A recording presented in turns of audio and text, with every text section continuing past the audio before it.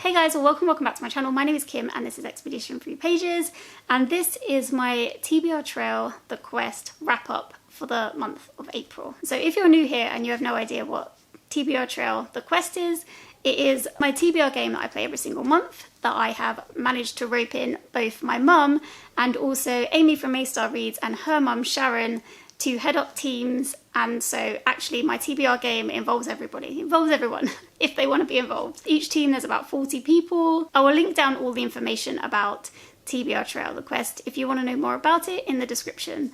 But yeah, what I will say is that I'm filming this before I've added up the scores, so I have no idea which team has won this month.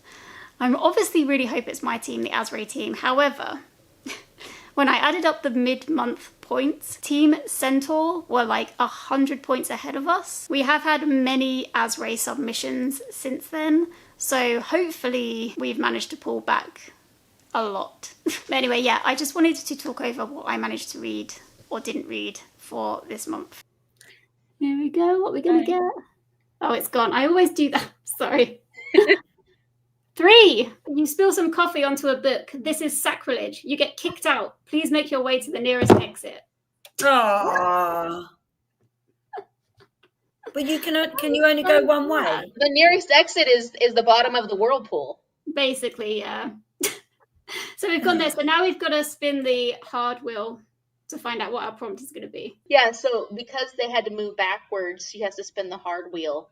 Is it the blue she's landed on now? Mm-hmm. Okay. No, because of the red, because the red was the gameplay. Oh. Gameplay. What does that say? She spilled coffee on her book. Okay. Sacrilege. It is, for sure. Right, first prompt for Asray is lowest rated. Oh, that really sucks for y'all. And so this prompt meant you had to look at your 5 lowest rated books on your TBR list and pick one of those. And the book that I went for was Narcopolis by Jeet Bale, and this has been on my TBR for a really, really long time. And as you can see, I did start reading it, but as you can see, I did stop reading it. So this book, I'd say you're following like a character, but you're not really. You meet the narrator in the beginning of the story, and he is in a place that sells opium, where is smoke the right word for opium? I don't know. I guess so. Yeah, there's a pipe. Smoke opium, breathe it in, I don't know. And he goes to this place all the time, and he talks a lot to the woman who is helping him with the pipe or helping him smoke it, I don't know. And during the book, he basically starts talking about all the people he's encountered, or a few of the people that he's encountered in this place. So you learn more about Dimple, the woman who's helping him with the pipe. You also learn more about a gentleman called Mr. Lee, who kind of aided in upgrading Rashid's place to have better opium. The chapter that I was on, we were learning more about Rashid himself. And yeah, it was a hard one because I was kind of, I don't want to say enjoying, but I was hooked into the story very much so at the beginning. And then as it went on, it just got harder and harder to read. There are loads and loads of trigger warnings in here. And I don't know, I was kind of having less fun with it by the time I got to this point. And I only had like 150 pages to go or something, and I only had a few days left to try and get to the end of it, and I couldn't do it to myself because it was making me feel too depressed. So I don't know what's going to happen with this. I obviously can't get any points for this round with this book, but I might keep it on my TBR. I don't know if I'm going to give it away yet. I was thinking I'd just unhaul it instead of finishing it, but if this fits a prompt for the next month's game, then I may use it for that, because in the game you can use partly finished books. Yeah, so I might very well use this next time. For the end of this game, I couldn't do it. I couldn't read it. I don't know. I'm going to think about it. I'm not sure if I want to read it or all the rest of it. We'll see. Oh, just leave it there. 5. 5.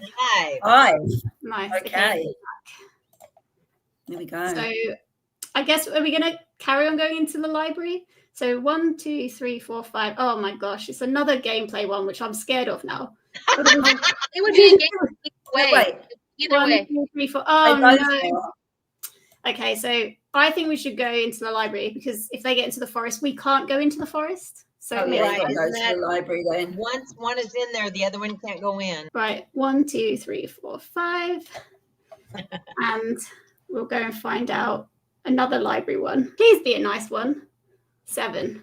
Okay. I- You see a bookworm with glasses reading a copy of War and Peace. He tells you it is for the local book club and you agree to join. Read a book together this month. So then the next prompt I have on my list was the group book, and for this we chose All Systems Red by Martha Wells, and I ended up listening to this on audio, and the narrator was Kevin R. Free. So in this novella you are following Murderbot, who is a sentient robot who has hacked into his own, I'm saying he, it's not a he, kind of assume it to be a he. That's society for you. The Murderbot is a sentient robot who has hacked into their own governor module so that they have free will. And he obviously hasn't told the humans that he's working with. He's done this in secret. He's trying to hide it. He's actually living on another planet with some research scientists who are studying like the fauna of the land, I think, maybe like the ground. I'm not really sure what's going on actually. And he's kind of half-arsing his work a little bit. So he's just doing as much as he needs to. And in the rest of the time, he's just watching all his favourite TV programmes, which is quite funny. And then when you meet him, the team that he's with run into some sort of trouble, and then he has to kind of help them out of it, and it kind of gets in the way of what he's trying to do, basically. I did like it, and I did think that Murderbot was funny. I think my favourite part of it was Murderbot reacting to being forced into conversation with humans. And yeah, this was like a really short book. It was kind of a quick read. Listening to it was challenging sometimes because it was quite technical, so then I felt like I had to concentrate a little bit more than usual, I guess, on it, but I did enjoy it and I gave it 3.75 stars. 2? Okay. Sorry, guys. I feel like I was cursed to roll badly last time as well. Okay, so let's go back to the main board. So 1, 2, I guess. We don't want the grey. I assume you guys are happy to go with yellow, which is randomized prompts. Is everyone happy with that? Julie's dice roll higher. That's true. You should roll with book. You should roll the next dice, Mum. Okay, so let's see what we have. Oh, that's a low blow, Christine. What? She said we still won last time, so no worries, Kim. True. Social scroll. Okay, so this is to go on any social media of your choice, scroll until you find the first book that you can easily get hold of, and that's the book you'll be reading. Okay, so the next prompt on my list is social scroll. So for this, we had to scroll Goodreads or another social media platform and read the first book that we saw, that we own on our TBR, or that we can easily get from the library or something like that. I went with keeping it within my TBR. So I'm actually going to cut to the footage now to show you what happened with that. Social scroll. So I guess that's also Goodreads. So I'm going to screen record again, but I've got people on there that don't want to be on the internet, so I probably won't share it with you, but I maybe will share it if I can. So what we're looking for is the first book on my owned TBR. So let's have a look and see. They're all on there, so if I've got it, it should easily come up. This is... He's added to his want to read, so not even reading yet. The Way of Kings by Brandon Sanderson. That is so rude. You're joking. Why did he do this to me? The very back page, which may not be part of the actual novel, but the very back page is 1,143 pages. So as you just saw, this is the book that came up. There was absolutely no way I could read this in the time scale, absolutely none. And I didn't want to rush through it just to get it. So I made the executive decision to give up those 3 points for the team, which I may come to regret quite a lot. Yeah, there you go. Oh, who said that mom rolls higher? Can't remember. Somebody said mom rolls higher. We've got to move 1. 1. Can I read a book I get from a library? You can read a book you get from a library. You can read a book that's about books. You can read like anything. You can stretch this however you want. Anything to do with the library section of this game, you can read. Okay, so next prompt was to read a book inspired by the library in some way. And so for this, I chose the book The Wouldn't Burn by Mark Lawrence, and it was narrated by Jessica Whittaker. So I ended up really liking this one, actually. I had heard mixed things about it, so I wasn't sure about what I would think going in, but I really liked it. I found it really, really intriguing pretty much the whole way through. So you're following two main characters in this one. You've got two different perspectives. The first perspective is Lavira, who is a very young girl when you meet her, and she lives in a small village in the dust, which is basically just a place outside of the city covered in dust, as the name says. And she lives quite a simple life there. Like, she kind of finds it frustrating because it's kind of boring for her. She's got a lot of energy and a lot of curiosity in her. And then one day when she's just going about her general chores, some non-human beings come and basically destroy life as she knows it. So that's Lavira and where you meet her. The other character is Eva. So Eva lives in this library that's shut off from the rest of the world. And he lives there with his siblings, 3 brothers and 1 sister, but they're not really siblings, they're just other children that also live there with him. And yeah, so he is trapped in this room and he is desperately trying to find a way out of this space, but he can't do it. And yeah, this library is kind of old and dusty and it just has stacks of books, so it doesn't have shelves, it just has piles and piles of books absolutely everywhere. And it's just a really interesting setting. But yeah, I don't really want to say too much more about Eva and Lavira because I feel like, as I said before, this book is so intriguing all the way through and there are some twists and turns that I didn't see come in, and it's just really, really interesting. What I would say is that at the start, I know it's listed under fantasy, but at the start it felt very sci-fi, and it does have like this weird kind of hybrid mix between sci-fi and fantasy vibe to it, I think, all the way through. My one criticism of it would probably be that I did find it a little bit repetitive at times. I was kind of like, okay, yeah, we know this now. Let's move on. Okay, yeah, we don't need to be reminded of this again. Like, why are we being told again? So yeah, that's probably my only complaint that I really have about it. But yeah, overall, I really, really liked it and I can't wait to read the next 2 in the series. I think there's only 2 more. I think it's a trilogy. And the last in the trilogy just came out this month, I believe. So yeah, they're all out now. So I could just binge them if I wanted to. So I ended up giving that one 4.25 stars. Right, there we go, there we go. 8! Uh-oh. Okay. So we're into the library now. So let's head to the library. And we're gonna need some help. Right. Whoop. Here we are. So we're gonna move 8 places. And we've got a choice here. So we can either go onto the bottom shelf or the top shelf. Once we're on a shelf, we've got to stay on that shelf until the next bookcase. Can you read the shelves or like what it says, at least for the first shelf? Yeah. So we've got here horror, crime thriller, but we're not going to be on next. We've got 8. So 1, 2, 3, 4, 5, 6, 7, 8. So we've got a choice either between fantasy shelf or sci-fi shelf. So it means whatever prompt we get has to match with sci-fi. So it's fantasy easy prompt or sci-fi randomized prompt. If that changes anything for anyone who was voting sci-fi. Jessica says looks like fantasy is winning, so she must have counted. Okay, fine. Okay, so we're gonna go all the way. Look at our little fairy flying across. That was fun. Cute. That's pretty cute. It is cute. Not like that big old clod-hopping horse of yours. Rude. That is so rude. Okay, right, let's roll for the easy prompt for us. Okay.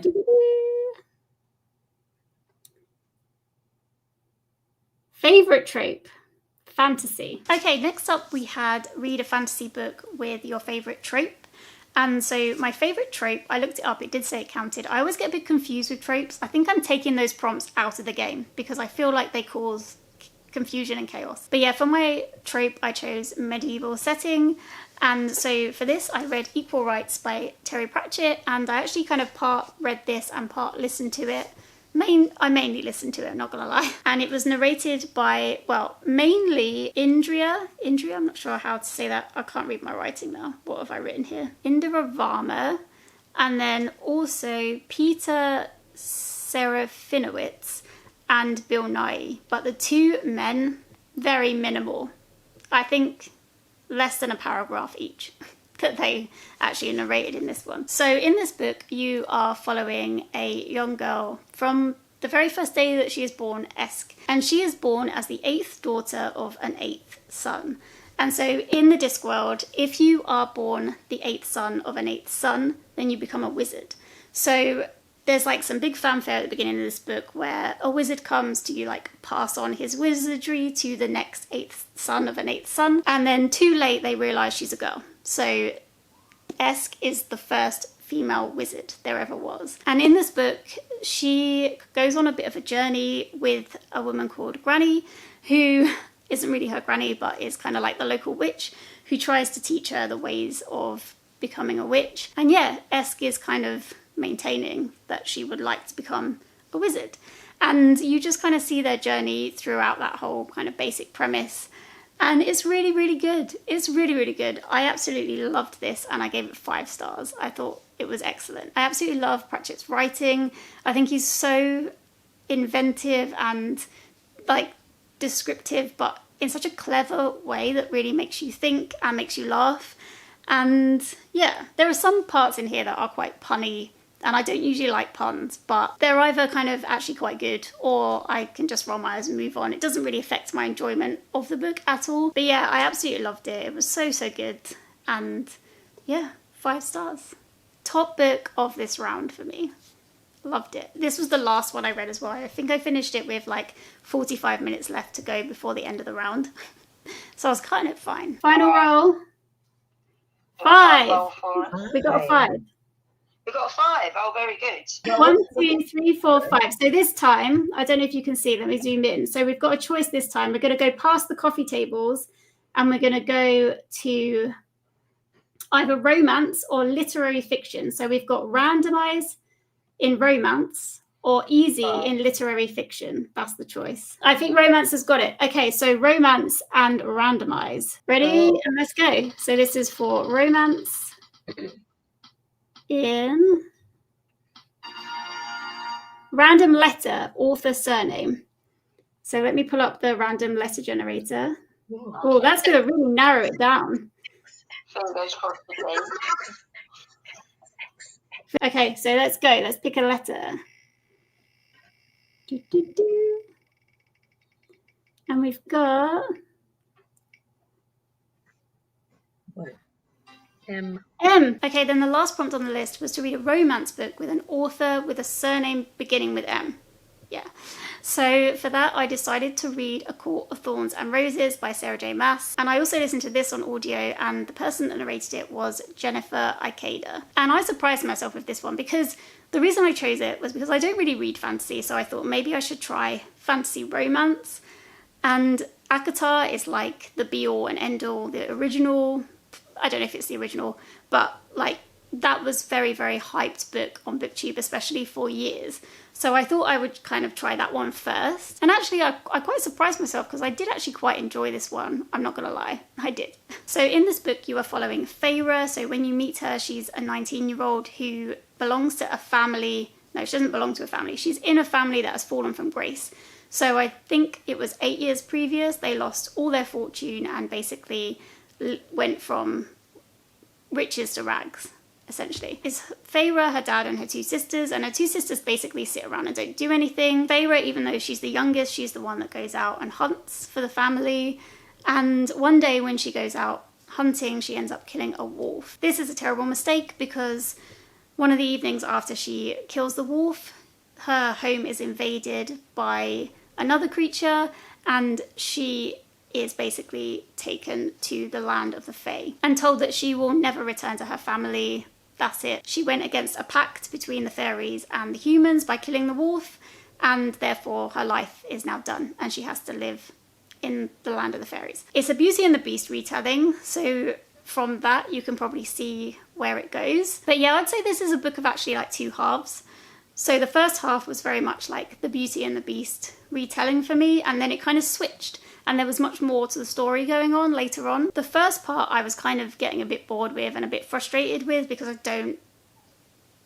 didn't get on with it so well. But then when it kind of switched storylines a little bit, I had a much better time with it, and I did enjoy kind of what was actually going on, and I was interested in the story at that point. So yeah, it was a weird one for me because actually the thing that I liked least about the book was Feyre. I found Feyre to be so irritating and so annoying, and like making really stupid decisions, like dwelling on, in my opinion, the wrong things, not seeing the truth in front of her eyes even though it was really obvious. And that wound me up to no end. I was like, come on, Feyre, like, you're driving me insane. But apart from Feyre, I did actually find the story interesting, and I did have a good time. And so I ended up giving this one 3.5 stars. And I think, like, if I do need a romance book in the future, I might just continue on with the series just to see where it goes from there, because I know there's like quite a few books in this series, and I never like romance books typically, so this might be my out with romance prompts, is just making my way through this series, because it was such an easy listen. So yeah, even though it was quite long. So I ended up reading 4 books for the game, and I did complete the activity prompt, so I will put my picture up on the screen somewhere. I found a little library in a train station somewhere in London. What I've realised is there's hardly any free little libraries in London, like, that I've been able to look up anyway. So this is one that I was able to find. It wasn't the prettiest, it was just a bookcase. It was packed full of stuff, but not stuff that I was really interested in. The biggest downside for me about this free little library was that it was right next to a bin.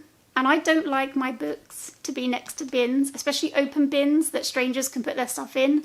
So yeah, I didn't like that. I wish the bin was a bit further away from the bookcase than it was. Anyway, I found one, so that was the goal of the activity for the month. So yeah, well, I guess I kind of already do know what you guys read, and I'm gonna go off and add up the points for this month's game. But feel free to like chat in the comments about what you read and let everyone else know. Come on, Azrae, we can beat those centaurs, and if we don't, and I look foolish for saying that, next month we will beat them. Because this first month, the prompts were hard for us. The game was not kind. So maybe this time the game will be kind to us and not so kind to them. Fingers crossed. Is that mean to wish for harm for the other team? I don't know. Okay guys, that is everything. Thank you so much for watching, and I will see you in the next one. Take care everyone. Bye.